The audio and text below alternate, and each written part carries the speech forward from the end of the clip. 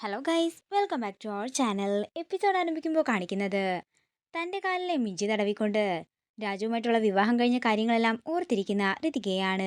അതേസമയം രാജു അങ്ങോട്ടേക്ക് കയറി ചെല്ലുകയാണ്. ഋതികയുടെ ഇരിപ്പ് കണ്ട് രാജു മനസ്സിൽ പറയുകയാണ്, ആകെ കിളി പോയിരിക്കുകയാണെന്ന് തോന്നുന്നല്ലോ.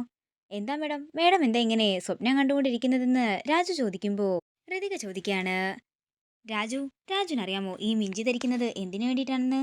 ഇല്ല, മേഡം തന്നെ പറയാൻ രാജു പറയുമ്പോൾ മിഞ്ചി ധരിക്കുന്നവർക്ക് പെട്ടെന്ന് കുട്ടികളുണ്ടാകുമെന്നാ വിശ്വാസമെന്ന് ഋതിക പറയുന്നു. രാജു, നമുക്കൊരു കുഞ്ഞുണ്ടായാലേ എന്ത് പേരിടും? ഇത് കേൾക്കുന്ന രാജു പറയുകയാണ്, അവനെ ശൂന്യൻ എന്ന് പേരിട്ടാ മതി. കുഞ്ഞുണ്ടായിട്ട് വേണ്ടേ പേരിടാൻ? ഞാനേ നിലത്ത് കിടന്ന് ഉറങ്ങാൻ പോവുകയാ. അത് പറഞ്ഞുകൊണ്ട് രാജു താഴെ പായും വിരിച്ച് ബെഡ്ഷീറ്റൊക്കെ വിരിച്ച് കിടക്കുന്നതാണ് കാണിക്കുന്നത്.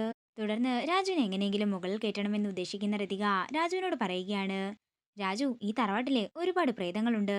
അതില് എപ്പോഴും ഇവിടെയുള്ളത് മല്ലിക എന്ന് പറയുന്ന യക്ഷിയാണ്. രാജു, മല്ലികയെ ഒരു രാജകുമാരിയായിരുന്നു. മല്ലികയെ എന്റെ മുതുമുത്തശ്ശനാ ഇവിടെ ഇട്ട് തീയിട്ട് കൊന്നത്. ഈ കഥയൊക്കെ മേഡത്തിന് ആരാ പറഞ്ഞു തന്നതെന്ന് പേടിയോടെ രാജു ചോദിക്കുമ്പോൾ ഇത് കഥയല്ല, ചരിത്രമാണെന്ന് ഋതിക പറയുന്നു. രാജു, തുറക്കാതെ കിടക്കുന്ന ആ മുറിയിലാണ് മല്ലികയുടെ താമസമെന്നാ മുത്തശ്ശി പറഞ്ഞത്. തുടർന്ന് രാജു പേടിയോടെ തലവഴി പുതപ്പ് മൂടി കിടക്കുകയാണ്.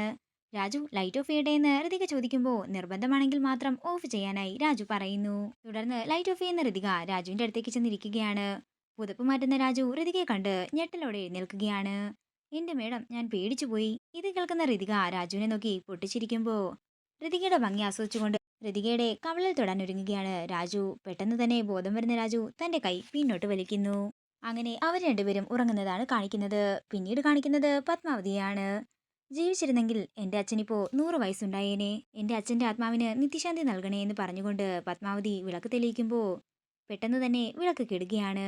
നേരം പുലർച്ചെയാകുന്നു. പിന്നീട് കാണിക്കുന്നത് ഋതികയുടെ വീടാണ്. കൃത്യസമയത്ത് അവിടെ ചെന്നില്ലെങ്കിൽ അമ്മയ്ക്ക് ദേഷ്യം വരും. പിന്നെ അമ്മയുടെ വായിലിരിക്കുന്നത് മുഴുവൻ കേൾക്കേണ്ടി വരുമെന്നും പ്രതാപം പറയുന്നു.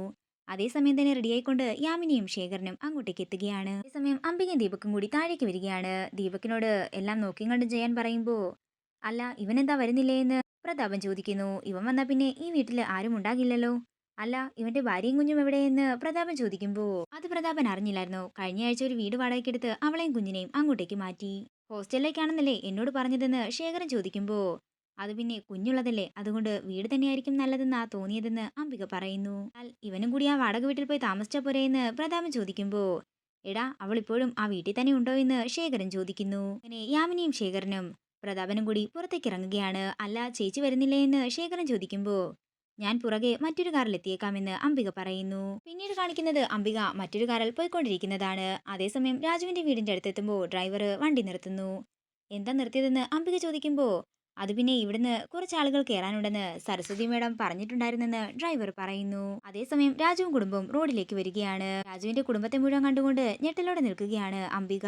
എടോ, തനിക്കിത് നേരത്തെ പറയാൻ പാടില്ലായിരുന്നു എന്ന് ഡ്രൈവറോട് അംബിക ചോദിക്കുമ്പോൾ, മേഡം, ഇവരെ കൊണ്ടുപോകാൻ വേണ്ടിയാ ഞാൻ വന്നത്. മേഡം ഇതിൽ കയറുമെന്ന് ഞാൻ വിചാരിച്ചില്ലെന്ന് ഡ്രൈവർ പറയുന്നു. അംബികയെ കണ്ടയുടൻ രാധമ്മ പറയുകയാണ്, ഞാൻ അപ്പോഴേ പറഞ്ഞതാ വരുന്നില്ലെന്ന്. എന്റെ രാധമ്മേ, നീയൊന്നും പറയാതെ ഇവളുടെ അഹങ്കാരമെല്ലാം ഞാൻ ഒടിച്ചു മടക്കി കൊടുത്തോളാം എന്ന് കൊച്ചമണിയും പറയുന്നു. തുടർന്ന് അവർ കയറാതെ നിൽക്കുന്ന കാണുമ്പോൾ ഡ്രൈവർ പറയുകയാണ്, ഇത് സരസ്വതി മേഡം നിങ്ങൾക്ക് വേണ്ടി അയച്ച കാറാണ്. അംബിക മേഡം ഇതിൽ കയറിയെന്ന് മാത്രമേ ഉള്ളൂ. ഓ, അത് ശരി, നമ്മുടെ കാറിൽ അവൾ കയറിയതാണല്ലേ. അവൾക്ക് വയറ് നിറച്ച് അടപ്രഥമൻ ഞാൻ കൊടുക്കുന്നുണ്ടെന്ന് കൊച്ചമണി പറയുന്നു. ഇത് കേട്ട് ചിരിച്ചുകൊണ്ട് നിൽക്കുകയാണ് വേണുവും മറ്റുള്ളവരും. അല്ല, ചേച്ചിയെ കണ്ടില്ലല്ലോ എന്ന് പ്രതാപൻ പറയുമ്പോ ശേഖരൻ പറയുകയാണ്, അത് പിന്നെ രാജുവിനെയും കുടുംബത്തെയും ആ വണ്ടിയിൽ കയറ്റിക്കൊണ്ട് വരണമെന്നാ അമ്മ പറഞ്ഞിട്ടുള്ളത്. പിന്നീട് കാണിക്കുന്നത് അംബികയോട് ഓരോന്ന് പറഞ്ഞ് വഴക്കിടുന്ന കൊച്ചമണിയാണ്. പിന്നീട് കാണിക്കുന്നത് പ്രതാപനും ശേഖരനും യാമിനിയും സൂര്യമംഗലം തറവാട്ടിൽ എത്തിയിരിക്കുന്നതാണ്. ഇതോടുകൂടി ഇന്നത്തെ എപ്പിസോഡ് ഇവിടെ തീരുകയാണ്. വീഡിയോ ഇഷ്ടമായെങ്കിൽ മറക്കാതെ ലൈക്ക് ചെയ്യുക, ഷെയർ ചെയ്യുക, കമന്റ് ചെയ്യുക. കൂടുതൽ സീരിയൽ അപ്ഡേറ്റ്സിനായി മറക്കാതെ സബ്സ്ക്രൈബ് ചെയ്യുക.